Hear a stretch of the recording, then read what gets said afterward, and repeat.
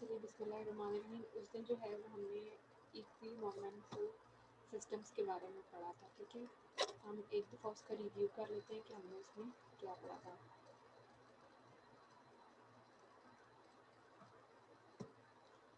ये देखें, हमने उस दिन इक्वी मोमेंटल सिस्टम पढ़े थे। ठीक है जी, और हमने कहा था कि दो सिस्टम तब इक्वी मोमेंटल हो सकते हैं जब उनका मोमेंट ऑफ इनर्शिया जो है वो सेम हो किसी भी लाइन स्पेस में। ठीक है, उसके बाद हमने प्रिंसिपल एक्सिस के बारे में पढ़ा था कि प्रिंसिपल एक्सिस क्या होता है कि जब हमारे पास थ्री म्यूचुअली परपेंडिकुलर एक्सिस होते हैं और अगर उनका प्रोडक्ट ऑफ इनर्शिया जो है relative to that axis zero हो, ठीक है, तो उसको हम क्या कहते हैं, प्रिंसिपल एक्सिस कहते हैं।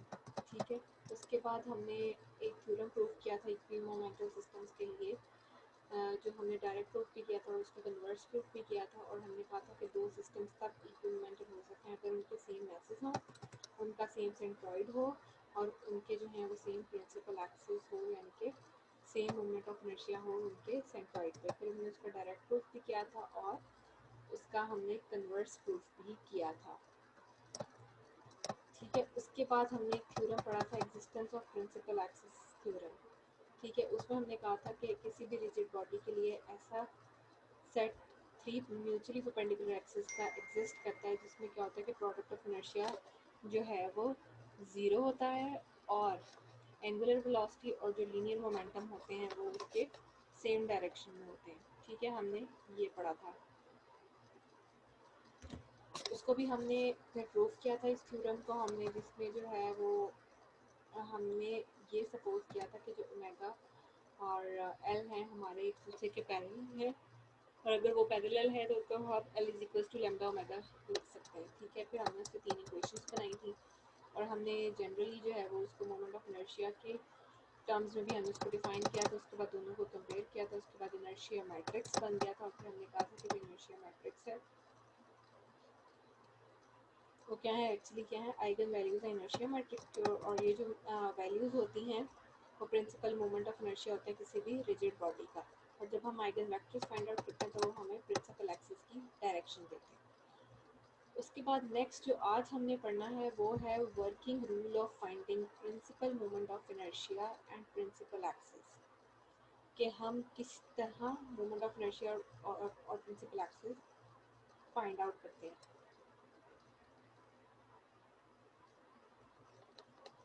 यानी कि स्टेप बाय स्टेप प्रोसीजर। सबसे पहले हम क्या करते हैं, find inertia matrix at a given point से ओरिजिन। कहते हैं हम किस मतलब जो हमें पॉइंट गिवन होता है उसमें हम क्या करते हैं, इनर्शिया मैट्रिक्स फाइंड आउट करते हैं। If inertia matrix is diagonal then corresponding axis are principal. कहता है अगर हमारे पास इनर्शिया मैट्रिक्स बनाया हो तो हमारे पास डायगोनल मैट्रिक्स हो तो इसका मतलब हमारी कॉरेस्पॉन्डिंग एक्सिस क्या है, प्रिंसिपल है। और कहता है if inertia matrix is not diagonal, और अगर वो डायगोनल मैट्रिक्स ना हो तो क्या होता है, हमारी जो आइगन वैल्यूज होती है मैट्रिक्स की वो भी डायगोनल नहीं आती। ठीक है ना, कि if inertia matrix is not diagonal the eigen value matrix is not diagonal. यानी कि अगर इनर्शिया मैट्रिक्स डायगोनल नहीं है तो आइगन वैल्यू का मैट्रिक्स भी क्या होगा, वो डायगोनल नहीं है। और जो आइगन वैल्यूज हैं उस मैट्रिक्स की वो हमें प्रिंसिपल मोमेंट ऑफ इनर्शिया वो देंगी। ठीक है, उसके बाद कह रहे हैं जो आइगन वेक्टर्स हैं corresponding to each eigen value gives the direction of principal axis. तो वही बात की है, जो हम आइगन वेक्टर्स निकालेंगे, ठीक है, हर आइगन वैल्यू के कॉरस्पॉन्डिंग वो हमें किसकी डायरेक्शन देंगे, प्रिंसिपल एक्सिस की डायरेक्शन देंगे। अब हमारे पास एक क्वेश्चन है, कह रहे consider a system of particle having masses m 2m 3m 4m located at points, और उसने पॉइंट्स दे दी। कहता है एक सिस्टम ऑफ पार्टिकल है यानी कि, और उसके जो है उनके जो मैसेज हैं वो m 2m 3m और 4m उसने हमें दिए हैं और उसके उसने पॉइंट्स भी दे दिए हैं जिससे वो लोकेट करें।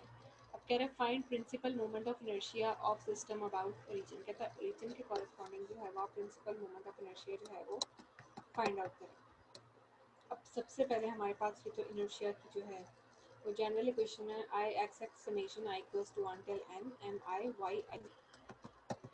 अब ये यहाँ से अब हम वैल्यूज पुट करते हैं m into A square plus two m into A square plus a square plus 3m into A square plus a square plus 4m into A square plus a square. तो यहाँ से हमारे पास आई x x क्या निकला है, 20m² निकला है। ठीक है, अब हम I Y Y find out करते हैं।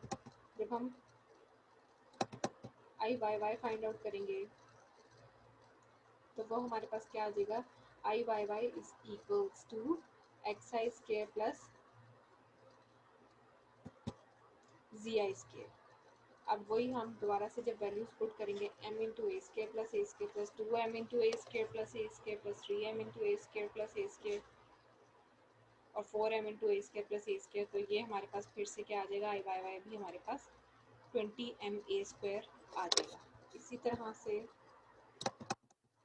हम आई जी जी जब हम फाइंड आउट करेंगे वो भी हमारे पास summation I equals to 1 till n m I x I square plus y I square m into a square plus 2m into a square plus 3m into a square plus 4m into a square। और जब हमने इसको add up किया तो हमारे पास आई G जी भी क्या आया, 20ma² आ गया। अब हम I x y find out करते हैं। जब हम आई एक्स वाई करेंगे तो negative summation I equals to 1 till n x m I x I y I इनके minus m a square plus 2m minus a square plus 3m minus a square plus 4, जो उसने ऊपर values दी हुई थी ना, हमने सिंपल वो values put की हैं। ठीक है, और हमने जब इसको सॉल्व किया तो हमारे पास आई एक्स वाई क्या आ गया, 0 आ गया, जो कि किसके इक्वल है, आई वाई एक्स के इक्वल है। इसी तरह से हम I y ji find out करेंगे, वो हमारे पास आ जाएगा। ऊपर जो वैल्यूज उन्होंने दी हुई थी, लोकेट पॉइंट्स की वैल्यूज भी दी हुई थी ना, वही हमने वैल्यूज पुट किए हैं। और जब हमने आई वाई जी निकाला वो हमारे पास आ गया 4m ए स्केयर, जो कि आई जी वाई की भी इक्वल होगा। इसमें आई एक्स जी निकाला हमने, एम आई एक्स आई जी है। अब जब हमने ऊपर जो वैल्यूज दी थी उनको पुट किया, जब हमने इसका आंसर निकाला तो हमारे पास क्या आ गया, 2m a स्केयर, यानी कि I x g 2m a square आ गया, जो कि आई जी एक्स के इक्वल है। अब हम इनर्शिया मैट्रिक्स देख लेते हैं। इनर्शिया मैट्रिक्स बनाएंगे तो हमारे पास ये आ गया 20m² 20m² 20m², ये दोनों जीरोस, ये 2 और ये 4 आगे गए। अब कह रहा है for eigen values, eigen values के लिए हम क्या करेंगे, हमने ये वाला जो डिटर्मिनेंट है इसको 0 के इक्वल करना है। ठीक है, तो अब हम ऊपर वैल्यूज पुट कर देते हैं। इसमें आई एक्स एक्स की जो वैल्यू आई थी वो पुट कर देते हैं। ठीक है, आई एक्स वाई की जो थी, आई एक्स जी की जो थी, वो वैल्यूज पुट कर दी। अब हम इसको एक्सपेंड करते हैं। तो जब हम इसको एक्सपेंड करेंगे तो हमारे पास ये आ जाएगा। ठीक है, एक्सपेंशन के बाद अब दोनों आपस मल्टीप्लाई होते हैं, यानी कि ये भी 0 के इक्वल आ जाएगा और ये भी 0 के इक्वल आ जाएगा। जब ये 0 के इक्वल आएगा तो इधर से लैम्डा की वैल्यू क्या आ गई, 20m² और इधर से lambda square minus 40m² lambda plus ये आ गया। और यहाँ पे अब हमने क्वाड्रेटिक फार्मूला लगा दिया। ठीक है, क्वाड्रेटिक इक्वेशन की फॉर्म यहाँ पे क्वाड्रेटिक फार्मूला लगा दिया। तो यहाँ से हमारे पास जो लैम्डा की वैल्यू है वो आ जाएगी 20m² प्लस माइनस 2√, ये आ गई।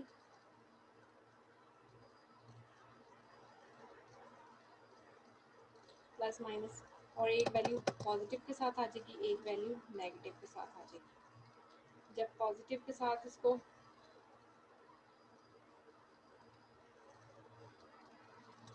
ठीक है, यानी कि ऊपर जो हमने एक लैम्डा की वैल्यू निकाली थी वो क्या आ गई थी, lambda is equal to 20m², एक वो आ गई और एक प्लस और माइनस के साथ वैल्यू आ गई हमारी।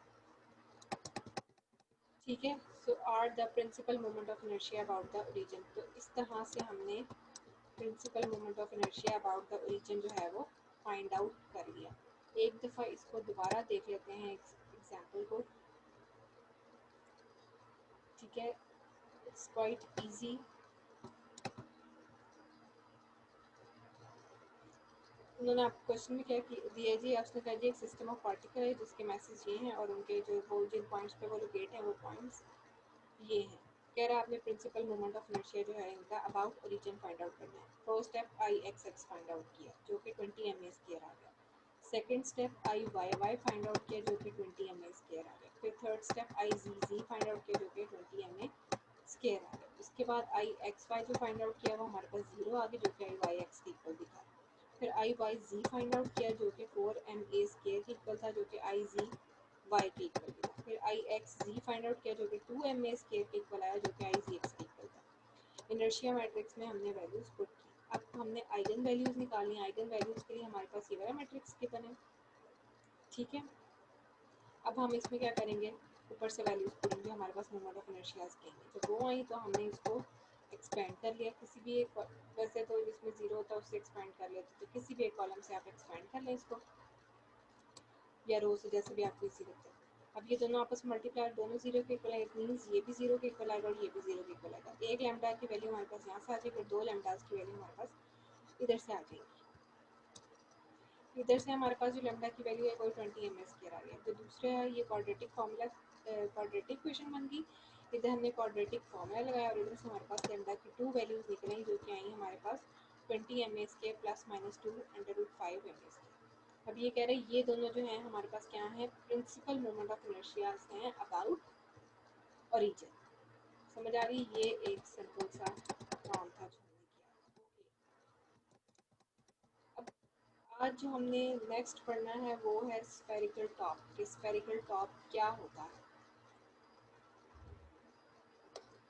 कहता है rigid body is said to be spherical top its all principal moment of inertias are equal.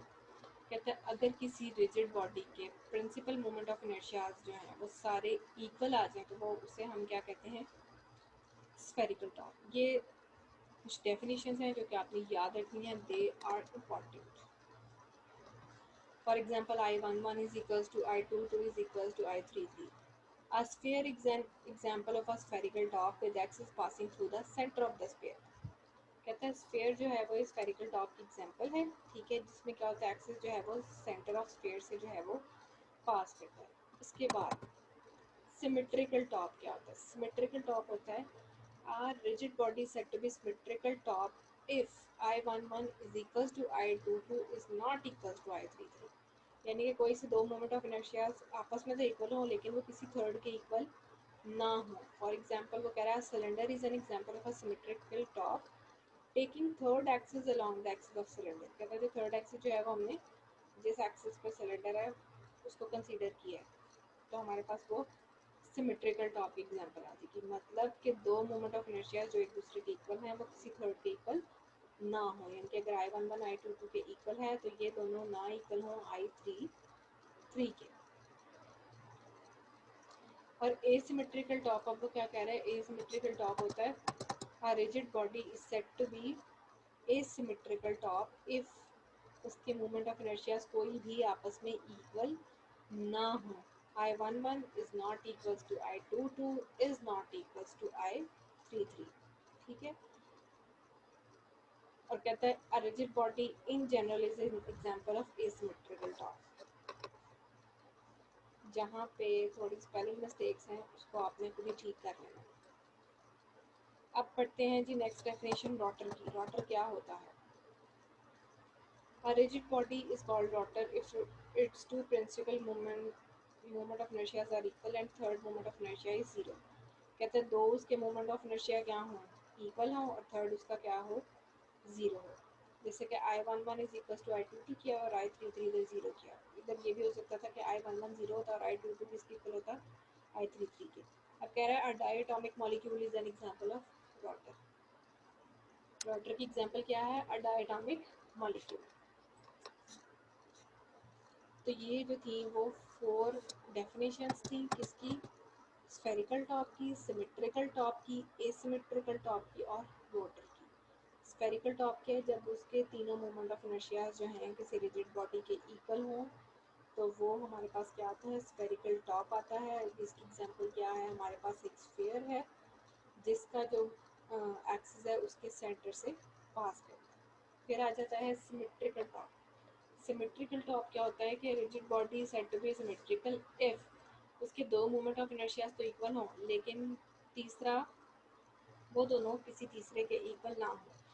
जैसे कि इधर उन्होंने लिखा हुआ है कि I11 is equals to I22 लेकिन I22 जो है वो इक्वल नहीं है I33 के। इसमें उन्होंने एग्जांपल दे दी है सिलेंडर की। कहता है जी सिलेंडर जो है हमारे पास एग्जांपल है एक सिमेट्रिकल टॉप की, ठीक है। और एसिमेट्रिकल टॉप क्या है, जिसमें तीनों मोमेंट ऑफ इनर्शिया एक दूसरे के इक्वल ना हो, यानी कि I11 is not equals to I22 is not equals to I33। और कहता है एक रिजिड बॉडी जनरली अगर हम उसकी बात करें तो हमारे पास एसिमेट्रिकल टॉप है। उसके बाद आ जाता है रोटर। रोटर क्या होता है कि रिजिड बॉडी को हम रोटर कब कहते हैं, अगर तो उसके दो मोमेंट ऑफ इनर्शिया इक्वल हों और थर्ड वन जो है वो ज़ीरो। फॉर एग्जांपल कि I11 जो है वो इक्वल है I22 के, लेकिन I33 क्या है, ज़ीरो है। या इसमें आप ये भी कह सकते हैं कि I11 ज़ीरो है और I22 जो है वो I33 के इक्वल है। और इसमें वो कह रहा है a diatomic molecule is an example of rotor.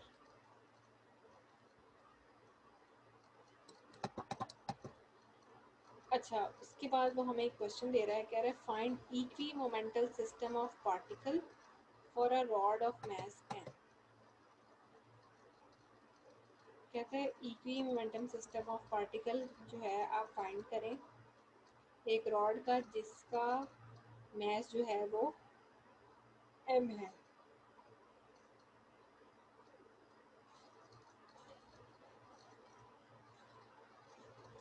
अच्छा जी, सॉल्यूशन स्टार्ट करते हैं। कहते हैं कंसीडर करें आपके पास एक यूनिफॉर्म रॉड है जिसकी लेंथ क्या है, 2a है। ठीक है, we have a symmetric uniform rod, उसकी लेंथ क्या है, 2a है। कहता है if zero be the centre of mass, कहता है जीरो जो है सपोज करें वो सेंटर ऑफ मास है या o, let the masses m and m minus 2m are located at point a o and b। ये m है, ये भी m है, और जो o पे है या जीरो जो भी है वो m minus 2m है। ठीक है, अब कहते हैं the system of particle will be equimental with the rod if its moment of inertia about any line is equals to moment of inertia of the rod about the same line।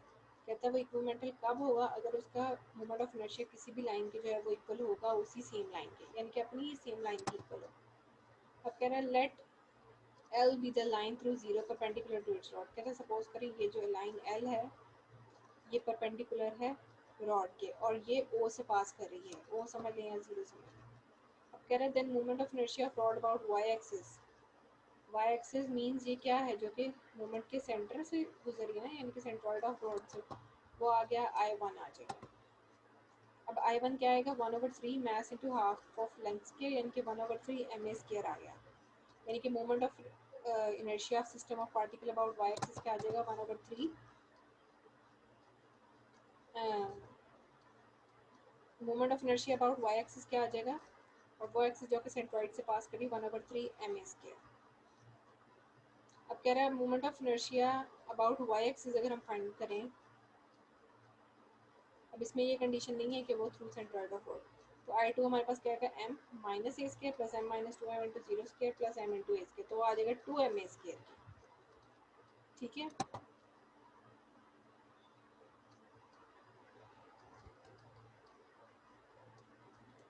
अब वो कह रहे हैं if both systems are equi momental then I1 is equals to I2, यानी कि 1/3 ma square किसके equal होगा, 2ma square के। और अगर हम इधर m निकालें वो आ जाएगा m/6 के equal. Hence, if we take two particles each having mass m/6 at the end points of rod and a particle of mass 2/3m at the center of the rod, then this system of three particles is equimental with the given rod of mass। इक्विमेंटल होने के लिए first condition क्या थी कि उनके message same होने चाहिए। तो अब वो कह रहा है, उसने मैस ही तो फाइंड आउट किया, उसने बता दिया कि अगर हम ऐसे दो पार्टिकल ले लें जिनका मैस m/6 हो और वो हम एंड ऑफ रॉड्स यानी कि यहाँ और यहाँ रख दें। ठीक है, इसके अलावा अगर हम एक ऐसा पार्टिकल लें 2/3 मैस का जो कि हम सेंटर पे रख दें, तो हमारे पास क्या होगा कि then this system of three particles is equimental with the given rod of mass। तो तब हमारा जो ये सिस्टम होगा वो इक्वी मोमेंटल होगा।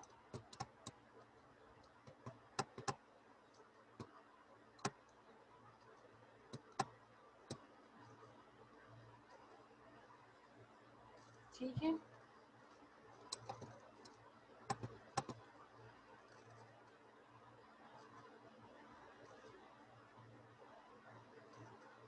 तो ये हमने equi momental system of particle find out किया एक रॉड का जिसका मास क्या था, m था।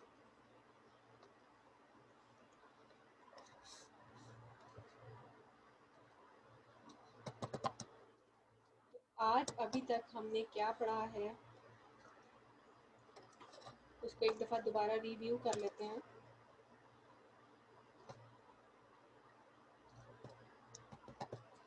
आज हमने प्रिंसिपल मोमेंट ऑफ इनर्शिया और प्रिंसिपल एक्सिस फाइंड आउट करने के लिए रूल देखे कि रूल क्या कैसे किन रूल्स को हमने फॉलो करना है। सबसे पहले हमने इनर्शिया मैट्रिक्स फाइंड आउट करना है गिवन पॉइंट पे।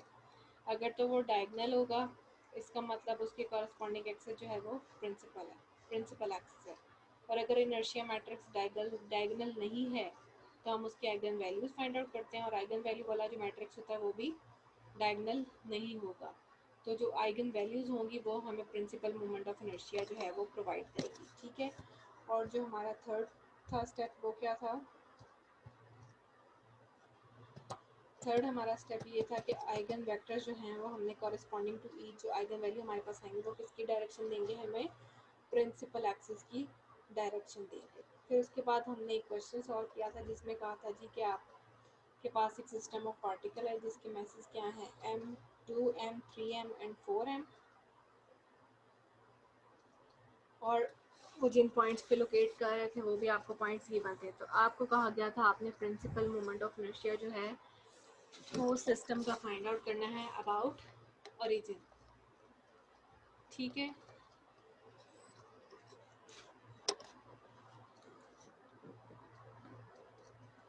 सबसे पहले हमने उसमें क्या फाइंड आउट किया था? आई एक्स एक्स फाइंड आउट किया था जो कि हमारा 20 एम ए स्केल के इक्वल आया था।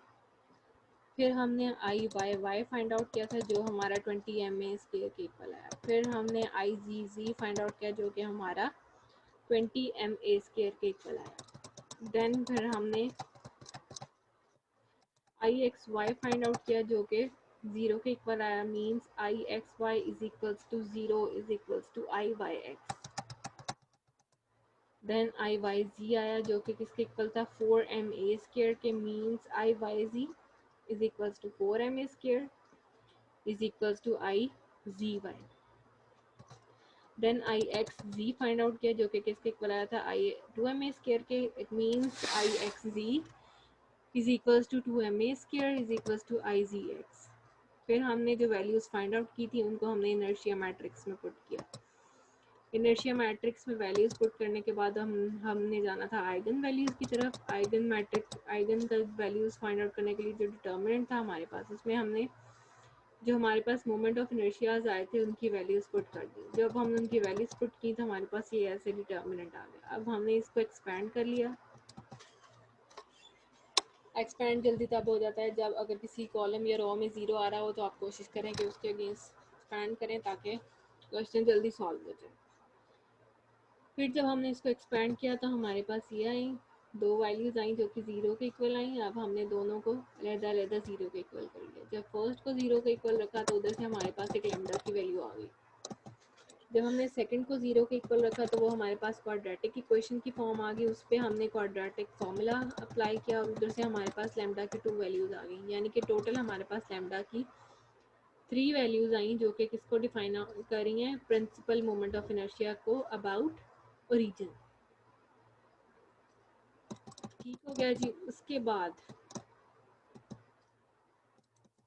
हमने 4 डेफिनेशंस पढ़ी। किस किस की डेफिनेशंस पढ़ी?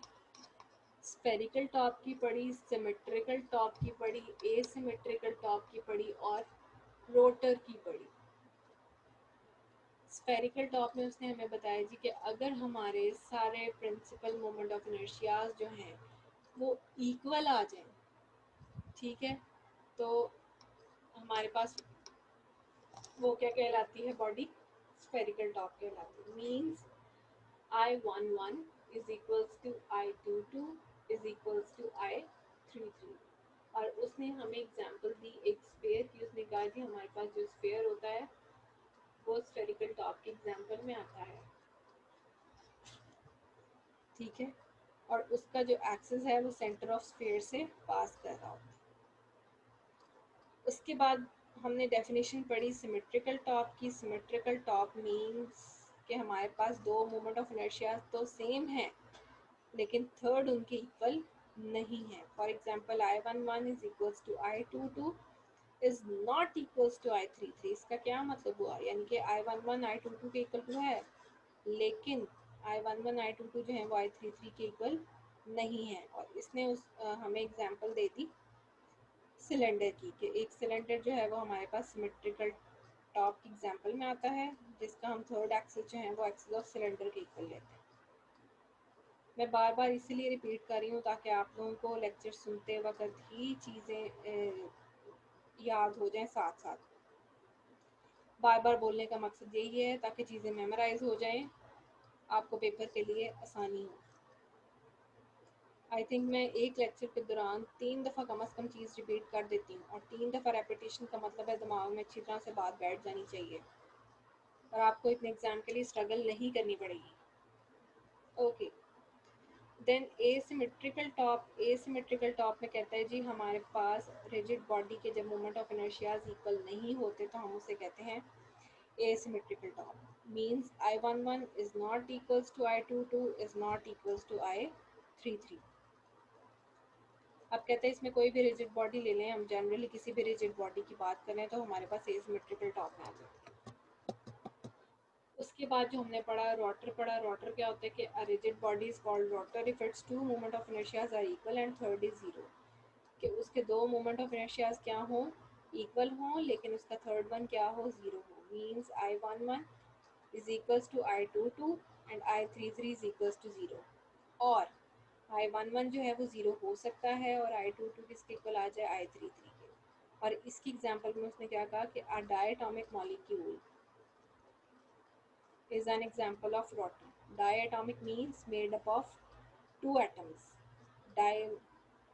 Several atoms. उसके बाद उसने हमें एक रॉड दी थी जिसका मास m था, और उसने कहा था कि उसका इक्विवेलेंट सिस्टम जो है वो आप फाइंड आउट करें।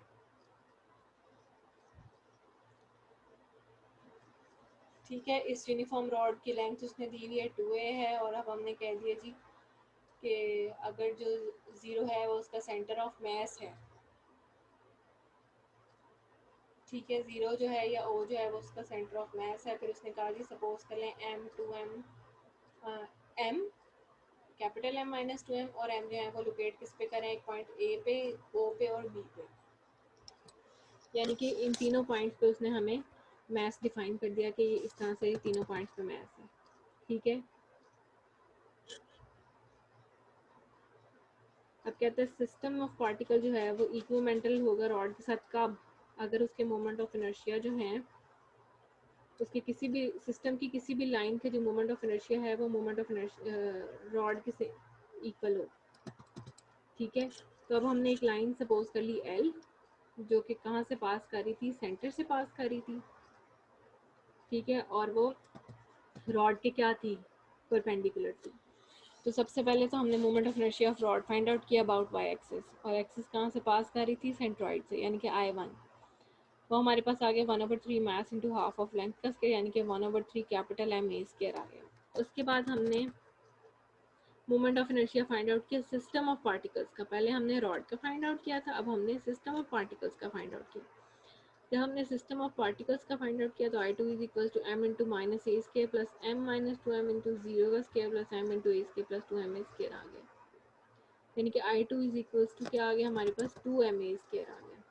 अब कहता है अगर दोनों सिस्टम जो है वो इक्विवेलेंटल है तो दोनों के मोमेंट ऑफ इनर्शियाज क्या होंगे, सेम होंगे। अगर सेम होंगे यानी कि 1/3 कैपिटल M A स्केयर जो है वो किसके इक्वल होगा, 2m a स्केयर के, यानी कि m इज इक्वल टू क्या आ जाएगा, m/6 आ जाएगा, यानी कि मास क्या आ जाएगा, कैपिटल M/6।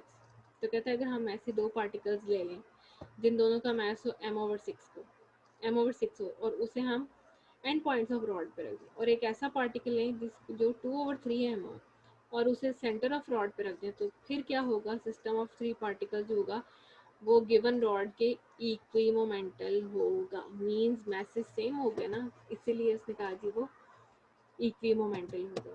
तो आज जो है वो हमने ये पढ़ा। अब नेक्स्ट लेक्चर में हम आइलर्स डायनामिक इक्वेशंस पढ़ेंगे। अच्छा, इसके ऊपर जो लेक्चर है ना, ये नंबरिंग सही नहीं है, ये वैसे PDF फॉर्म में पर लिखा हुआ है। ठीक है, हम अपने हिसाब से चल रहे हैं, तो जिस हिसाब से हम चल रहे हैं आपने उसी को फॉलो करना है। ठीक है, आज का लेक्चर बस इतना काफ़ी है। इसको अच्छी तरह से आप लोगों ने दोबारा से देखना है, पढ़ना है। जो चीज़ समझ नहीं आए आप लोग पूछ सकते हैं। वैसे 3 दफ़ा रिपीट करने का मतलब है चीज़ें इतनी आसान हो जाएं आप लोगों के लिए कि आप लोगों को पूछना ना पड़े और आप लोगों को मेमोराइज हो जाए सब कुछ इजीली और आप लोगों के कॉन्सेप्ट भी क्या हो क्लियर हो जाए। चलें ठीक है, आज के लिए बस इतना काफ़ी है। इंशाल्लाह नेक्स्ट लेक्चर में हम आगे पढ़ेंगे और वो आगे हम क्या पढ़ेंगे, आइलर्स डायनामिकल इक्वेशंस पढ़ेंगे। ठीक है इंशाल्लाह। अपना ख्याल रखिएगा सब। ओके, अल्लाह हाफिज़।